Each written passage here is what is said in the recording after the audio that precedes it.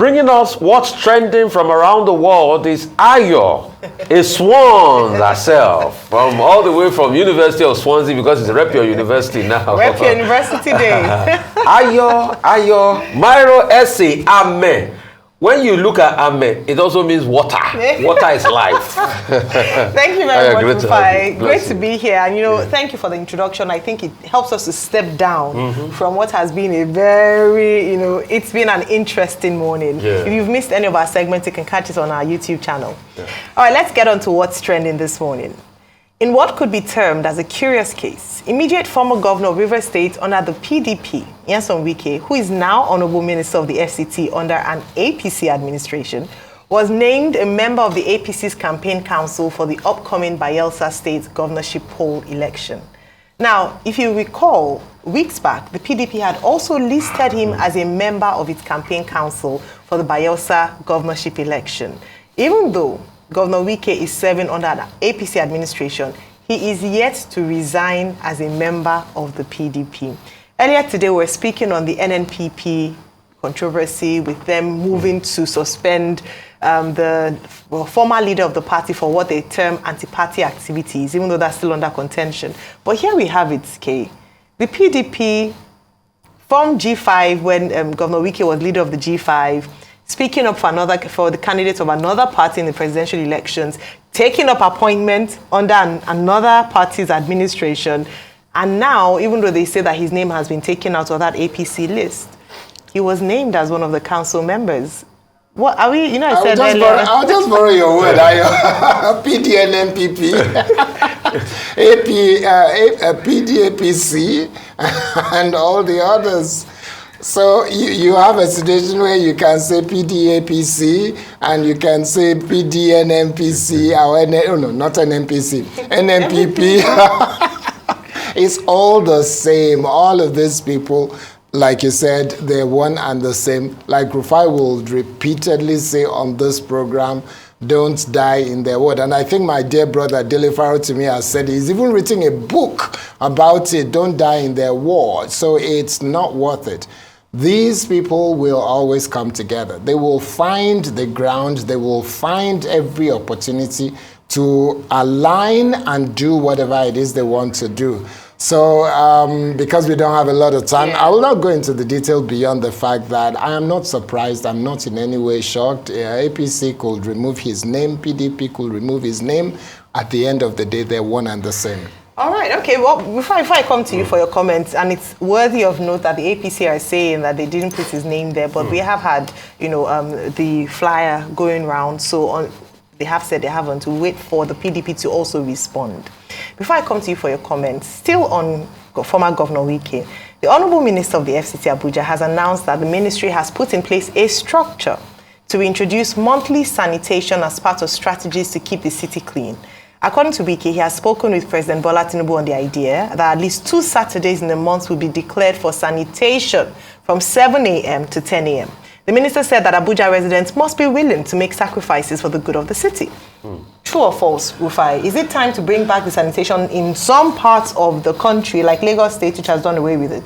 These are draconian mindsets. And speaking about the political thing, all of them are the same. You remember the song, God bless APPDP, That song goes on and on, LPN, all of them just alphabet. So I don't, that's why when this journalist asked Governor Wike, what flag of what party would you put in your office? He said, I would try as well, I would put everything. I mean, if I quote him verbatim or what he said. But this sanitation thing was not just stopped in Lagos. There was a court case. So it is draconian. The cleanest cities in the world don't need to declare environmental sanitation. If you have a clean mindset and you clean your environment, it will be clean.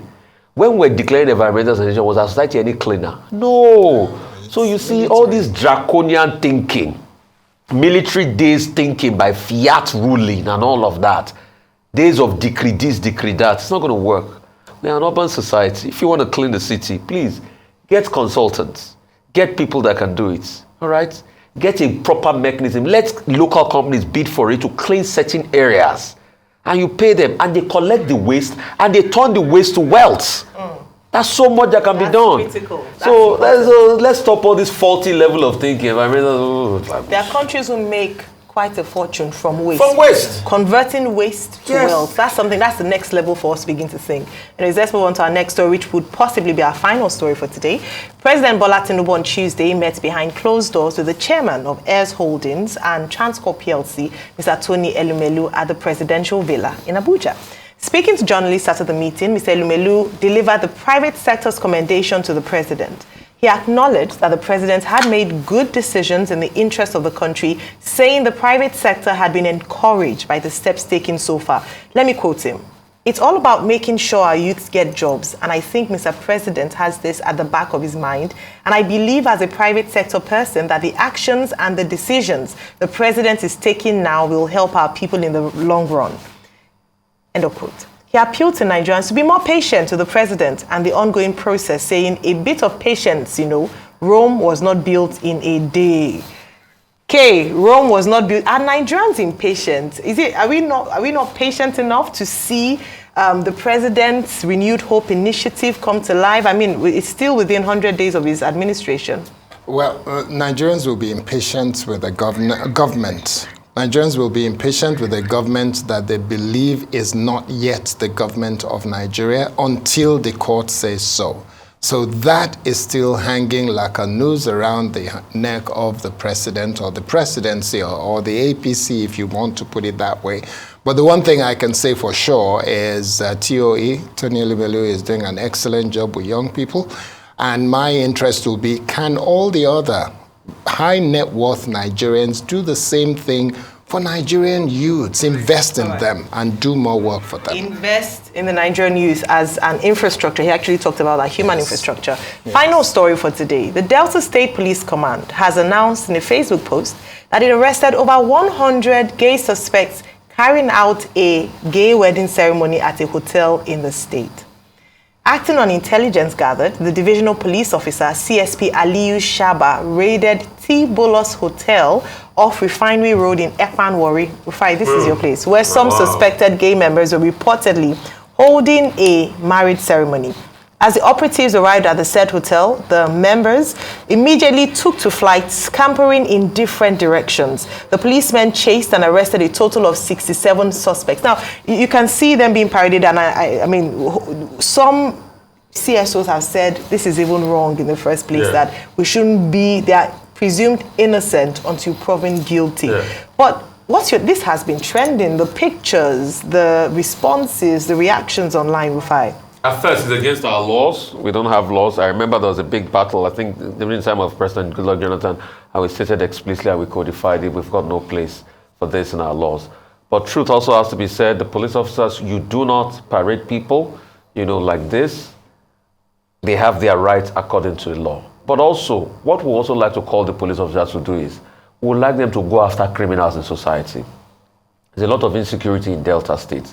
Let us also allow them go after. They've been doing that. They should do that even more and all of that.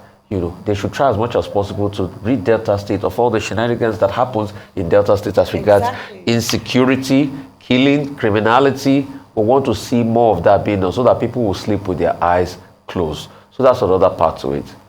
Thank you very much, Rufai. Well, that's all we can take today on What's Trending. Join us again, same time tomorrow here on the morning show as I sit in for Ojope. Ojo is off and we'll be back in a few days. So we'll go back to What's Trending with Ojope, but I'm glad to be doing what she does best.